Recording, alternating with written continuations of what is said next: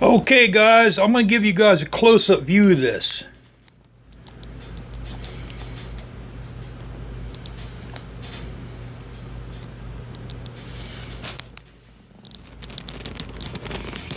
See how the edges here are rounded?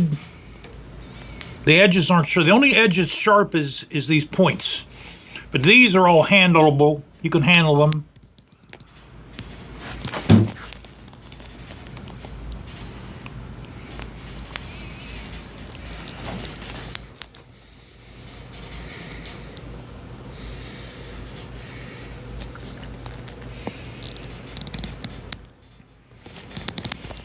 You know, it comes off pretty easy. You just stick your fingers in here and the thing twists off and on. Now let me show you what else I want to do, guys. I don't know if some of you guys stayed with the channel, but this little piece of metal here, this is actually copper. Unfortunately for me, I got to take this thing back apart because I want to make this out of aluminum and I want to make it nice. I want to make it so it blends in to the rest of the housing. What we'll do is I'm going to cut it to contour this a little bit more, and I'm going to have it beveled so it'll be blending into this, because this is my horn right here. That's my horn button. Because I think I told you the guy that I got this off of, for some reason he deleted the horn, or the horn fell off and he cut the wires. You know, and the wires for the horn on this big dog, actually, they go into the computer down here. So I'm not even going to try to figure that out. That's why this horn here is basically, it comes straight to the battery. It goes through here. Wires come in here, and they go into the battery down there. So that's what I'm going to do. Is we'll take this cover off and I'm going to make it better. I'll have to take the horn button off, and it's actually a big job. It's actually a big job to do that, but you know, it'll look nice, and that's the main thing. So yeah, that's close-up views of that. Because I had one guy say, "Oh, that looks like it's hard to get off." Well, it's not hard to get off, because these are not razor sharp. The only thing that's sharp are these points here. I made the hickey from my Cadillac too. That actually turned out really good. You guys want to see it? So that means I'm going to have to get my jacket on. I'm going to have to get my car keys. I have to go back upstairs. And I'll show you guys. But I have the piece. I haven't even started chunking into that new piece of aluminum I bought, so I don't know what I'm going to do with it. I'm trying to figure out what else I can make on the bike. You know, I mean, there's really nothing more I can make on the bike, man, to make it look slicker. There's really nothing more, guys, I can do. I mean, if I do something like with the electronics, with the coil cover, you know, I like the coil cover. There's really nothing more I can do to this, unless if I make some kind of a thing for the rear fender, like some kind of a thing made out of aluminum for the rear fender. Other than that, I am thinking of designing something different for the tank.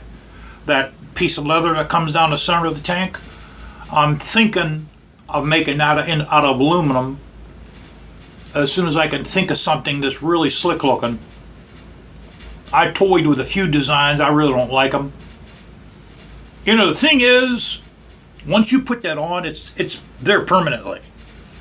Especially when you put down a piece of aluminum, this double-sided tape down. In order to get that off, you're going to probably pull the paint off with it. You know, so they're permanent. You know, if you get tired of it, it's just too bad. You're going to have to put up with it. You know, it's like the ones I did to the front fender. I had to drill holes in the fender, so I can't get tired of those. I take them off, I'm going to have holes in the fender. So, alright, let me show you guys what I did with the Cadillac. Okay, guys, that's the piece of aluminum I wanted to make. Look how shiny the sucker is.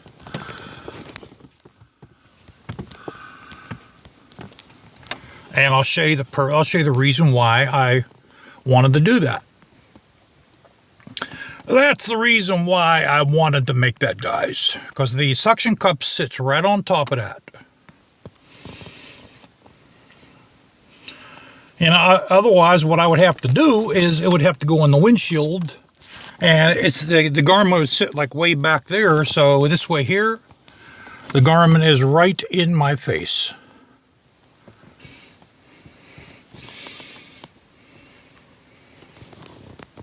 Yeah, guys, you know, talking about that that centerpiece on the top of the tank there.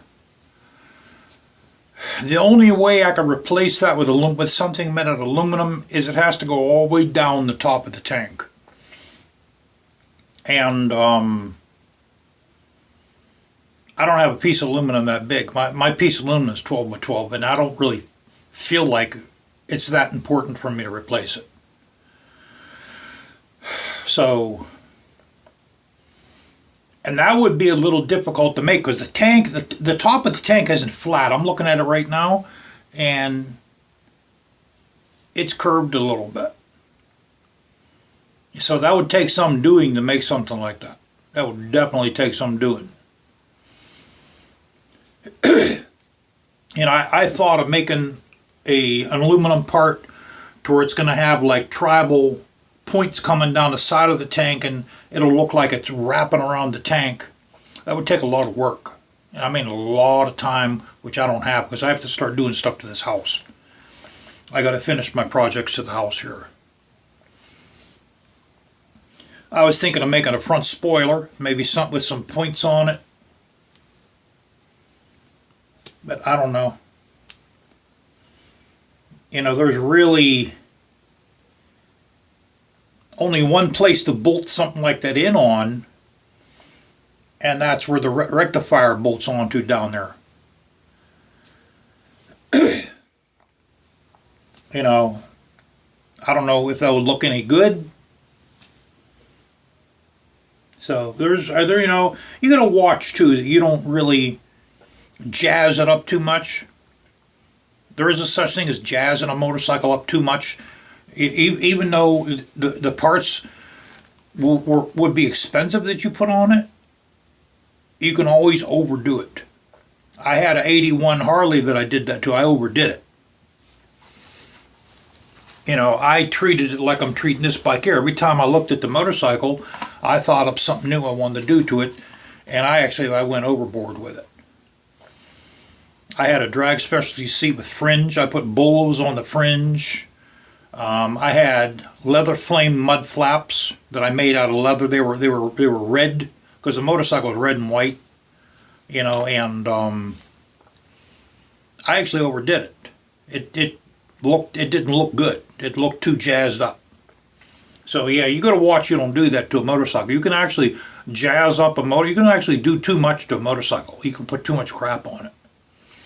A motorcycle has to have just enough crap to look good. There's actually a term called overcrapping a motorcycle. There's actually a term. There's a lot of motorcycles out there, guys overcrap them, and they don't realize it until someone says it to them. Hey, you know what, buddy, you overcrapped your motorcycle. You put too much crap on it. So I think we're going to let it stay like this until I think of, maybe I'll think of something. So guys, it's cold as hell in here, man. My nose is starting to drip. And I'll check you guys later.